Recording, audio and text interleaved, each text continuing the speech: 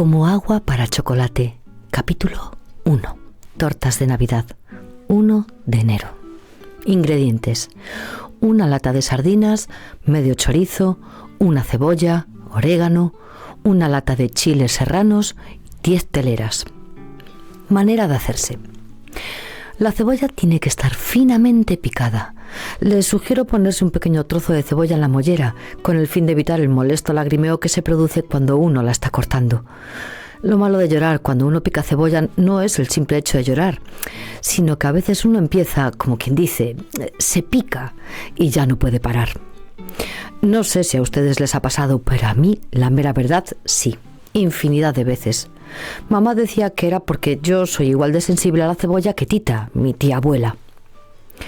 Dicen que Tita era tan sensible que desde que estaba en el vientre de mi bisabuela lloraba y lloraba cuando ésta picaba cebolla. Su llanto era tan fuerte que Nacha, la cocinera de la casa, que era medio sorda, lo escuchaba sin esforzarse. Un día los sollozos fueron tan fuertes que provocaron que el parto se adelantara. Y sin que mi bisabuela pudiera decir ni pío, Tita arribó a este mundo prematuramente sobre la mesa de la cocina, entre los olores de una sopa de fideos que estaba cocinando, los del tomillo, el laurel, el cilantro, el de la leche hervida, el de los ajos y, por supuesto, el de la cebolla. Como se imaginarán, la consabida nalgada no fue necesaria, pues Tita nació llorando de antemano, tal vez porque ella sabía que su oráculo determinaba que en esta vida le estaba negado el matrimonio.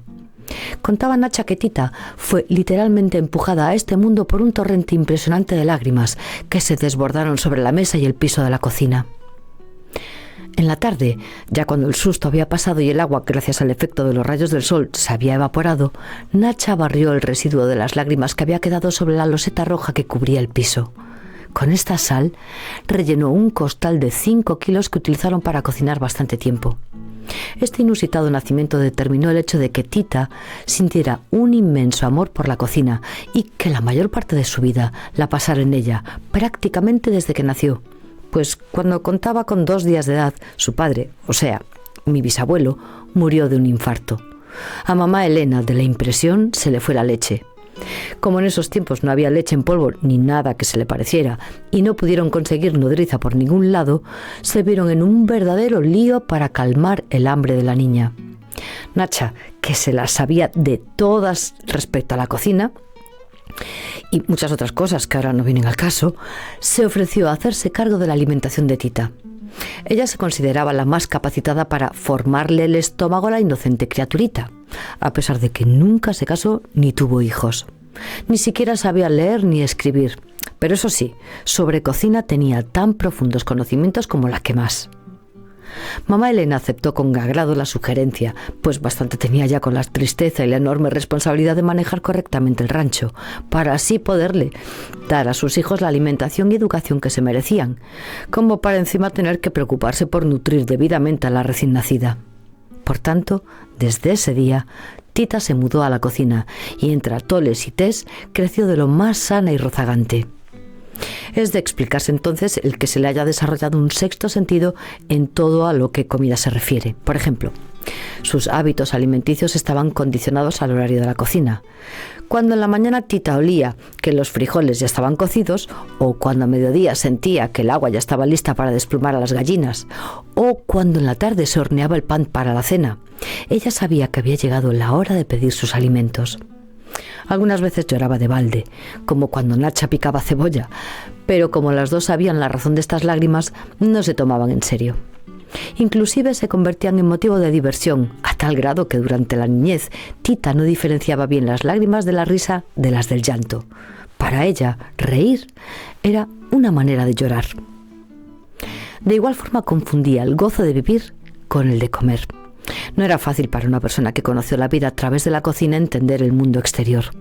Ese gigantesco mundo que empezaba de la puerta de la cocina hacia el interior de la casa, porque el que colindaba con la puerta trasera de la cocina y que daba al patio, a la huerta, a la hortaliza, sí le pertenecía por completo, lo dominaba. Todo lo contrario de sus hermanas, a quienes este mundo les atemorizaba y encontraban lleno de peligros incógnitos. Les parecían absurdos y arriesgados los juegos dentro de la cocina. Sin embargo, un día Tita las convenció de que era un espectáculo asombroso el ver cómo bailaban las gotas de agua al caer sobre el comal bien caliente. Pero mientras Tita cantaba y sacudía rítmicamente sus manos mojadas para que las gotas de agua se precipitaran sobre el comal y danzaran, Rosaura permanecía en un rincón, pasmada por lo que observaba. En cambio, Gertrudis, como en todo aquello donde interviniera el ritmo, el movimiento o la música, se vio fuertemente atraída hacia el juego y se integró con entusiasmo. Entonces a Rosaura no le quedó otra que tratar de hacer lo propio, pero como casi no se mojó las manos y lo hacía con tanto miedo, no logró el efecto deseado. Tita entonces trató de ayudarla acercándole las manos al comal. Rosaura se resistió y esta lucha no paró hasta que Tita, muy enojada, le soltó las manos y éstas, por inercia, cayeron sobre el ardiente comal. Además de ganarse una soberana paliza, Tita quedó privada de jugar con sus hermanas dentro de su mundo. Entonces Nacha se convirtió en su compañera de diversión. Juntas se dedicaban a inventar juegos y actividades siempre en relación con la cocina, como el día en que vieron en la plaza del pueblo a un señor que formaba figuras de animales con globos alargados y se les ocurrió repetir el mecanismo, pero utilizando trozos de chorizo. Armaron no solo animales conocidos, sino que además inventaron algunos con cuello de cisne, patas de perro y cola de caballo, por citar solo algunos. El problema surgía cuando tenían que deshacerlos para freír el chorizo. La mayoría de las veces Tita se negaba. La única manera en que accedía voluntariamente a hacerlo era cuando se trataba de elaborar las tortas de Navidad, pues le encantaban. Entonces, no solo permitía que se desbaratara a uno de sus animales, sino que alegremente observaba cómo se freía. Hay que tener cuidado de freír el chorizo para las tortas a fuego muy lento, para que de esta manera quede bien cocido, pero sin dorarse excesivamente. En cuanto está listo, se retira del fuego y se le incorporan las sardinas, a las que con anterioridad se las ha despojado del esqueleto. Es necesario también rasparles con un cuchillo las manchas negras que tienen sobre la piel. Junto con las sardinas se mezclan la cebolla, los chiles picados y el orégano molido. Se deja reposar la preparación antes de rellenar las tortas. Tita gozaba enormemente este paso, ya que mientras reposa el relleno es muy agradable gozar del olor que despide, pues los olores tienen la característica de reproducir tiempos pasados, junto con sonidos y olores nunca igualados en el presente. A Tita le gustaba hacer una gran inhalación y viajar junto con el humo y el olor tan peculiar que percibía hacia los recovecos de su memoria. Vanamente trataba de evocar la primera vez que olió una de esas tortas, sin resultados, porque tal vez fue antes de que naciera. Quizá la rara combinación de las sardinas con el chorizo llamó tanto su atención que la hizo decidirse a renunciar a la paz del éter, escoger el vientre de mamá Elena para que fuera su madre y de esta manera ingresar en la familia de la Garza, que comía tan deliciosamente y que preparaba un chorizo tan especial. En el rancho de mamá Elena, la preparación del chorizo era todo un rito. Con un día de anticipación se tenían que empezar a pelar ajos, limpiar chiles y a moler especias. Todas las mujeres de la familia tenían que participar. Mamá Elena, sus hijas Gertrudis, Rosaura y Tita, Nacha la cocinera y Chencha la sirvienta. Se sentaban por las tardes en la mesa del comedor y entre pláticas y bromas el tiempo se iba volando hasta que empezaba a oscurecer. Entonces mamá Elena decía: «Por hoy ya terminamos con esto». Dicen que al buen entendedor pocas palabras, así que después de escuchar esta frase todas sabían qué era lo que tenían que hacer. Primero recogían la mesa y después se repartían las labores.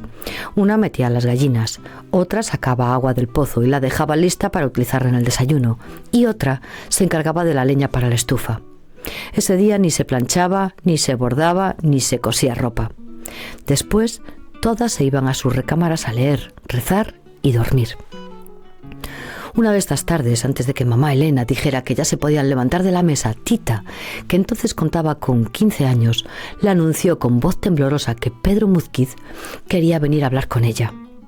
«¿Y de qué me tiene que venir a hablar ese señor?», dijo mamá Elena, luego de un silencio interminable que encogió el alma de Tita. Con voz apenas perceptible, Tita respondió: «Yo no sé». Mamá Elena le lanzó una mirada que para Tita encerraba todos los años de represión que habían flotado sobre la familia y dijo: «Pues más vale que le informes que si es para pedir tu mano, no lo haga. Perdería su tiempo y me haría perder el mío. Sabes muy bien que por ser la más chica de las mujeres, a ti te corresponde cuidarme hasta el día de mi muerte». Dicho esto, mamá Elena se puso lentamente de pie, guardó sus lentes dentro del delantal y a manera de orden final repitió: «Por hoy hemos terminado con esto». Tita sabía que dentro de las normas de comunicación de la casa no estaba incluido el diálogo, pero aún así, por primera vez en su vida, intentó protestar a un mandato de su madre. «Pero es que yo opino que tú no opinas nada y se acabó. Nunca, por generaciones, nadie en mi familia ha protestado ante esta costumbre y no va a ser una de mis hijas quien lo haga». Tita bajó la cabeza y con la misma fuerza con que sus lágrimas cayeron sobre la mesa, así cayó sobre ella su destino. Y desde ese momento supieron ella y la mesa que no podía modificar ni tanto la dirección de estas fuerzas desconocidas que las obligaban, a la una a compartir con Tita su sino, recibiendo sus amargas lágrimas desde el momento en que nació, y a la otra a asumir esta absurda determinación. Sin embargo, Tita no estaba conforme. Una gran cantidad de dudas e inquietudes acudían a su mente. Por ejemplo, le agradaría tener conocimiento de quién había iniciado esta tradición familiar. Sería bueno hacerle saber a esta ingeniosa persona que en su perfecto plan para asegurar la vejez de las mujeres había una ligera falla. Si Tita no podía casarse ni tener hijos, ¿quién la cuidaría entonces al llegar a la senectud? ¿Cuál era la solución acertada en estos casos? ¿O es que no se esperaba que las hijas que se quedaban a cuidar a sus madres sobrevivieran mucho tiempo después del fallecimiento de sus progenitoras? ¿Y dónde se quedaban las mujeres que se casaban y no podían tener hijos?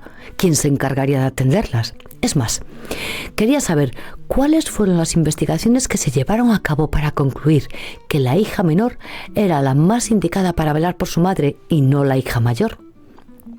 ¿Se había tomado alguna vez en cuenta la opinión de las hijas afectadas? ¿Le estaba permitido, al menos, si es que no se podía casar, conocer el amor? ¿O ni siquiera eso? Tita sabía muy bien que todos estos interrogantes tenían que pasar irremediablemente a formar parte del archivo de preguntas sin respuesta. En la familia de la Garza se obedecía y punto. Mamá Elena, ignorándola por completo, salió muy enojada de la cocina y por una semana no le dirigió la palabra.